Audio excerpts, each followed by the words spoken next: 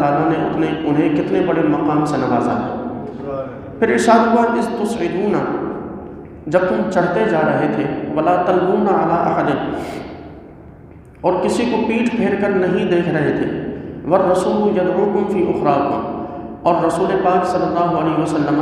پچھلی جماعت میں رہ کر تمہیں پکار رہے تھے، فاصابکم غما بغم،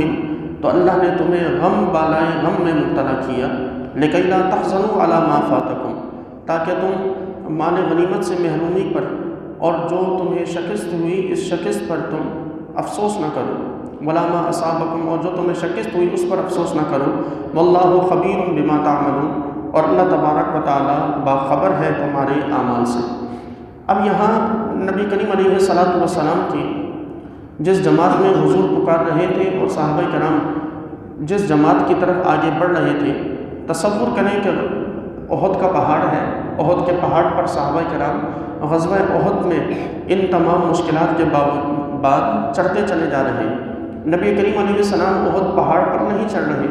حضور اکرم علیہ السلام پہاڑ کے نیچے ایک ٹیلے پر موجود ہیں، اور آپ علیہ السلام کے ساتھ وہی حضور کے 14-15 جانثار ہیں۔ تمام صحابہ پہاڑ کی جانب جا رہے تھے اور حضور انہیں پیچھے سے پکار رہے تھے، لیکن کسی کو یہ یقین نہیں تھا کہ حضور زندہ ہیں، کیونکہ ایک افواہ پھیل چکی تھی کہ نبی کریم علیہ السلام کی شہادت ہو چکی ہے۔ تو اس لیے صحابہ کرام پہاڑ پر چڑھتے چلے جا رہے تھے اور میدان سے باہر نکلنے کی کوشش کر رہے تھے۔ تو اس موقع پر اللہ تعالیٰ نے یہ ذکر فرمایا کہ جب نبی کریم علیہ السلام تمہیں پیچھے سے پکار رہے تھے اور تم اپنی پیٹھ کی طرف، اپنے پیٹھ پیچھے کسی کو نہیں دیکھ رہے تھے، بلکہ مسلسل پہاڑ پر چڑھے چلے جا رہے تھے، تو ہم نے اس وقت تمہیں غم بالائے غم میں مبتلا کیا۔ یہ غم بالائے غم کیا چیز ہے؟ یہاں مسلمانوں کو غزوہ احد میں کئی قسم کے غموں میں مبتلا کیا گیا۔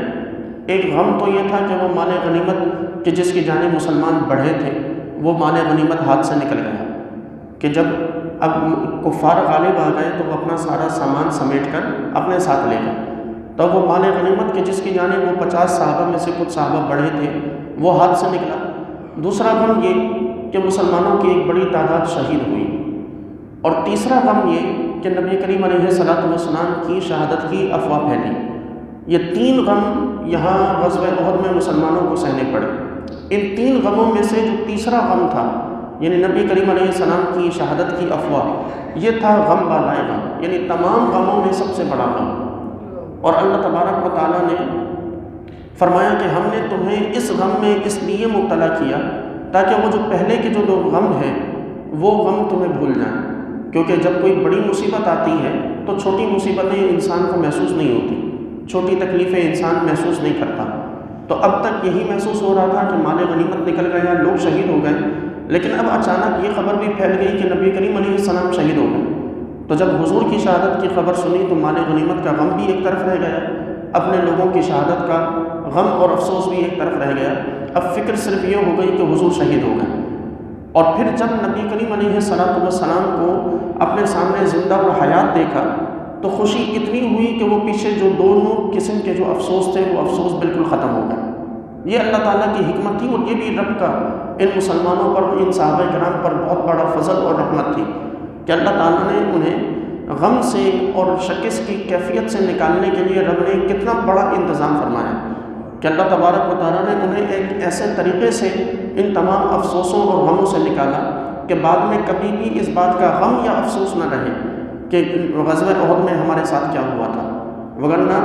کسی بھی لشکر کو جب کسی میدان میں شکست ہو جائے تو وہ تاریخ کا حصہ بن کر ان کے لیے بڑے تان کا سبب بن جاتی ہے، اور وہ ہمیشہ اپنے آپ کو کوستے رہتے ہیں کہ فلاں میدان جنگ میں ہمیں کیوں ہار ہوئی، فلاں میدان جنگ میں مال غنیمت ہم سے کیوں نکلا۔ لیکن اللہ نے اپنے نبی کریم علیہ الصلوۃ والسلام کے ان جانثاروں پر اتنا بڑا فضل فرمایا کہ حضور کی شہادت کی افواہ کے بعد حضور کو ان کے سامنے زندہ لا کر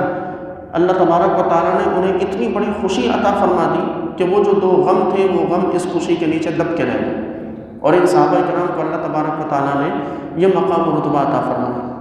پھر فرمایا کہ واللہ خبیر بما تعملون، اللہ تبارک و تعالیٰ باخبر ہے تمہارے اعمال سے۔ ثم انزل علیکم من بعد الغم امانۃ نعاسا یغشی طائفۃ منکم، پھر اللہ نے پریشانی کے بعد تم پر سکون نازل کیا، جس کے نتیجے میں تمہاری ایک جماعت پر اونگ طاری ہو گئی اور دوسری جماعت وطائفۃ قد اہمتہم انفسہم یظنون باللہ غیر الحق، اور تم میں سے اور دوسری جماعت جو منافقوں کی تھی وہ اپنی جانوں کے متعلق پریشان تھی اور وہ اللہ کے متعلق زمانہ جاہلیت کی طرح بڑے الٹے سیدھے گمان کر رہے تھے۔ یقولون هل لنا من الامر من شیء، اور وہ کہہ رہے تھے کہ اس معاملے میں ہمارا بھی کوئی اختیار ہے۔ قل، اے محبوب آپ فرما دیجئے، ان الامر کلہ للہ،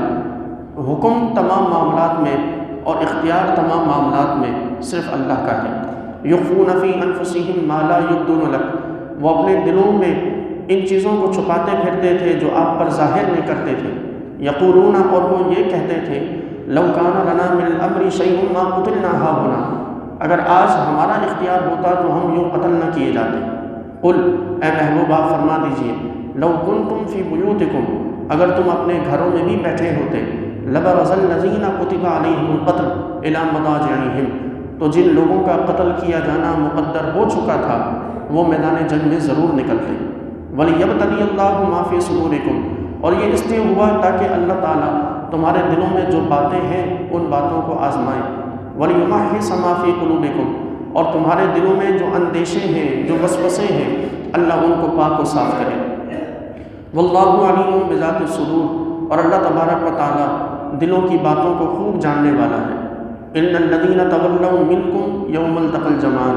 بے شک وہ لوگ کہ جو اس دن پھرے کہ جس دن دو جماعتیں ایک دوسرے کے مد مقابل ہوئیں۔ إِنَّمَا اسْتَزَلَّهُمُ الشَّيْطَانُ مِنْ بَعْدِ مَا كَسَبُوا، ان کے بعض کاموں کی وجہ سے شیطان نے ہی ان کے قدموں کو پھسلایا تھا۔ وَلَقَدْ عَفَا اللَّهُ عَنْهُمْ، اور اللہ تعالیٰ انہیں معاف فرما چکا۔ إِنَّ اللَّهَ غَفُورٌ حَلِيمٌ، بے شک اللہ تبارک و تعالیٰ بہت بخشنے والا اور بہت ہی بردبار ہے۔ ان دو آیات مبارکہ میں مسلمانوں پر اونگ کے طاری کرنے کا ذکر کیا گیا۔ یہ وہ وقت تھا کہ جب مسلمان غزوہ احد سے یعنی میدان احد سے نکل کر دوسری جانب الگ الگ جماعتوں میں بکھر چکے تھے، اور اس وقت کچھ جماعتیں اپنے سامان کی حفاظت کے لیے بیٹھی ہوئی تھیں۔ اس وقت چونکہ یہ نہایت پریشانی کا وقت تھا،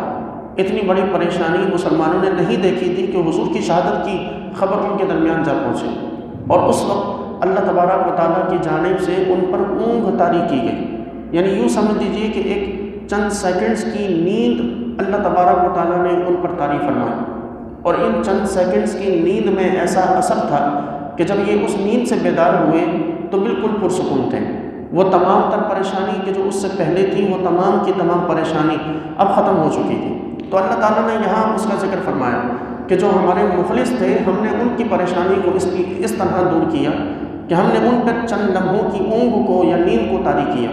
اور وہ اس نیند سے بیدار ہوتے ہی بالکل حشاش بشاش ہو گئے اور تر و تازہ ہو گئے۔ پھر فرمایا کہ تم میں سے ان مسلمانوں میں سے جو منافقین تھے، وہ منافقین تو صرف اپنی جانوں کو بچانے کی کوشش میں تھے، اور وہ بار بار یہ کہتے تھے کہ آج کی اس پوری کی پوری مصیبت میں یا جس مشکل میں ہم مبتلا ہوئے، اس میں ہمارا کیا اختیار ہے؟ ہمارا اختیار ہوتا تو ہم تھوڑی قتل کیے جاتے۔ ہمارا یعنی نبی کریم علیہ الصلوۃ والسلام کو الزام دینے کی کوشش کی جا رہی تھی کہ جو کچھ ہوا وہ حضور کی وجہ سے ہوا۔ اگر ہمارا مشورہ مانا جاتا، اگر ہمارا اختیار ہوتا تو ہم کسی بھی طور پر یوں قتل نہ کیے جاتے، بلکہ ہم ایسا کوئی مشورہ دیتے کہ جس سے مسلمانوں کی جانیں بچ جاتی۔ یہ حضور کو اب ٹارگٹ کیا جا رہا تھا۔ نبی کریم علیہ الصلوۃ والسلام نے جو فیصلہ فرمایا تھا میدان میں نکل کر مقابلہ کرنے کا، یہ اس